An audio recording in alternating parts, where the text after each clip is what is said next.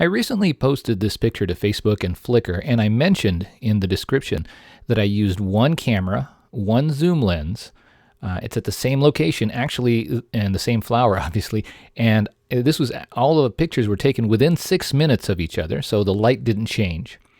And I purposefully and intentionally manipulated certain things on the camera, such as aperture, shutter speed, and ISO, along with an off-camera flash in order to get these different looks to the pictures.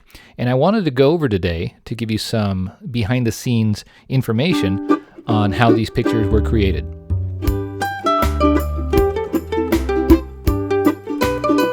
All right, first off, let's start with the gear. This is all the gear that I had with me. It was carried in a small camera bag that was shoulder slung, and it's very lightweight. This is typically the gear. If I could choose any gear to bring with me, it would be this. I can add maybe another lens, maybe a tripod, and obviously extra batteries and things like that. But other than that, this is really my base of what I usually walk around with. And here's why. This is a nice lightweight camera with a quite impressive zoom lens. It's an 18 to 55, 2.8 to 4, and it's on a nice lightweight, small-bodied, mirrorless camera. And you know, for some people, that might be all that they want to bring. And for most shooting, it really is. But I found that I like to bring along with me these next two things so that I have a little bit more flexibility. If I could only bring one more thing, it would obviously be the flash, because this is no good without a flash. This is a remote wireless transmitter. But then I would bring the flash if the only thing I could bring was this. But what I do bring most of the time is this extra thing, which is a wireless transmitter. And it's not much heavier, but it allows you to shoot with off-camera flash. So this flash does not have to be on the hot shoe right there, but instead this wireless transmitter sits on the hot shoe, and then it controls the flash, so I can hold the flash in one hand, shoot with the other hand.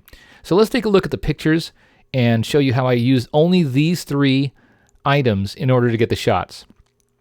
Now, as you'll notice as we look at the pictures, they're widely different, and I did that on purpose so you can see what you can do with the exact same equipment. And we're going to take a look at each of these pictures at a closer look, and I'm going to also give you the settings so you can see how the changes I made a difference. So let's take a look at this first one over here, which is, it's got a black background, and the flower is obviously isolated by itself. All right, you might have thought that I did some heavy post-processing with this picture. I did a little bit, but not much. The background really was almost completely black without me doing any more post-processing, and I just had to touch it up. There were some spots where light was coming through, and I did some post-processing in order to just get rid of the very few small light spots that were distractions. But otherwise, it was almost a completely black image. And the reason was because of these settings. I set it at f22, which is a very small opening. That doesn't let in a lot of light. I set it at 1/180th of a second on my shutter speed, which is the fastest sync speed my camera will go. And so therefore, by going as fast as possible, I'm letting in less light. I also set it at an ISO of 200, which is the least sensitive of the ISOs. That's as low as my camera will go. So these three settings here basically try to shut down as much light as possible. So if I only shot with these three, and this is the focal length, which kind of doesn't matter. I mean, you can shoot the same picture with different focal lengths. But if I set my camera this way in normal bright sunlight, then it basically would make my entire picture look super dim or almost dark. So therefore, in order to get this flower to stand out, I used my off-camera flash. And when I fired it, the first time it wasn't bright enough. I actually had to pump up the energy or the power from the flash in order to finally illuminate the flower. But it did, and I think the results come out really interesting and really nice. So that's the first of them, and you can see that this the way that the light from the sun, from the day, from the sky, was lighting up, that was actually the real light. But it looks almost like I took this picture in a studio or at night because of the settings that I told you about in addition to the flash. Let's take a look at this picture here. This picture is maybe my least favorite, but I took it on purpose to show you that there are certain settings that this is kind of like what a snapshot would look like. Like if you put your camera on complete auto, or maybe a picture from your iPhone or a smartphone, it typically will try to just get the picture exposure correct. So this is the kind of picture that you'd probably get from a snapshot, again, if your camera's on full auto or a smartphone, something like that. I was at f/22, and one of the reasons is because I wanted to show you that by keeping your f-stop or your aperture to a very small opening, 22, all right, you get a lot of detail in the background, which is in general not a great thing unless you really want to include the background. But look how messy and cluttered the background is in this particular shot. That's because of my f-stop is at f/22. 1/125th of a second is reasonable, handheld, that's fine. One thing you'll notice is I had to go up to ISO 3200, which is a little bit grainy. There's a little bit of noise, but the reason I had to go up so high on the ISO is because I wasn't going to use a flash this time. So no flash was used. This is a typical snapshot. You're taking a picture of a flower. Your f-stop or aperture is set small, so you've got a pretty big deep depth of field, and you can see the background quite clearly. And again, the focal length kind of doesn't matter, but that's what I used to frame this particular one. Now, contrast this picture with this picture. And even before we get close, you'll notice that the background is blurred out. So that was an intentional choice once again. And let's take a closer look at it. But you'll notice that the clutter from here is really not there anymore. There's one other trick, one other thing that I changed as well, and you might be able to guess that because you can see a tree here and there's no tree here. So let's take a closer look.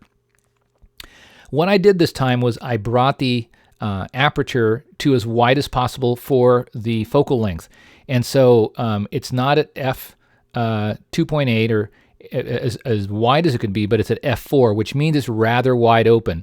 It's wider opened than f/22, which is a smaller hole.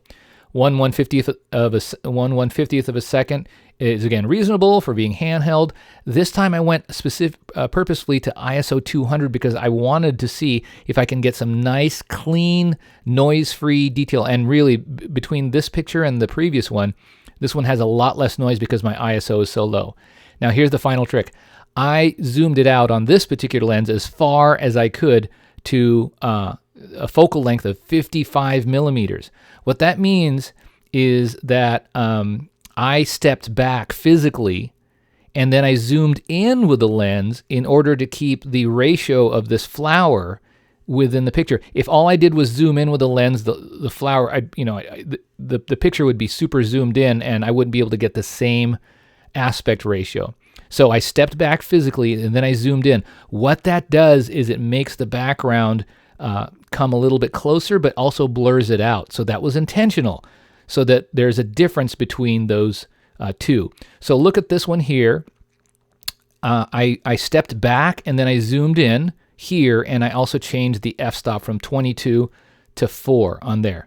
Let's take a look at this last one. And as you'll notice, I did certain things to blur out the background.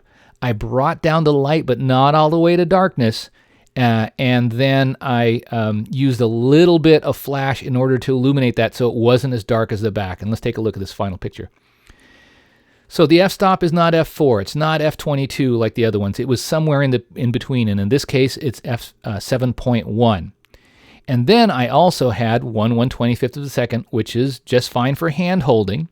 And especially it's quite good if I have a flash, because the flash tends to freeze motion. Now this flower was blowing back and forth just a little bit because of a breeze.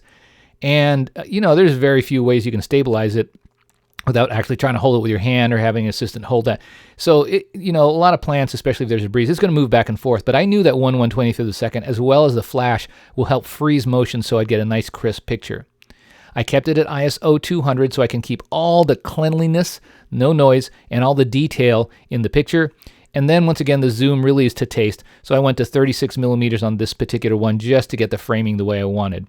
Now on this particular picture, I also did some post-processing, which is key. All right, there were two that I did post-processing in, and those two are this one where I just cleaned up a little bit of the background, and really there's only little blobs of light here that I cleaned up and made dark.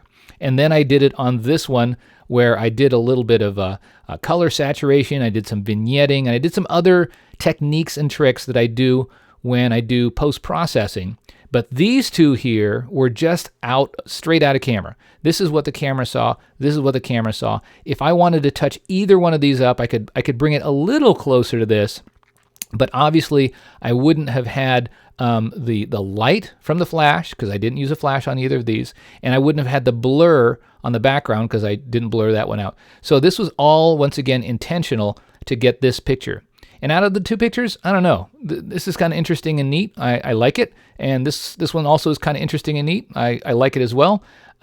Between those two pictures, I would have to say that it's hard for me to pick which one I like better, but maybe this one, if I had maybe composed it better and did a little bit more touch-up, because that tree is a little bit distracting to me.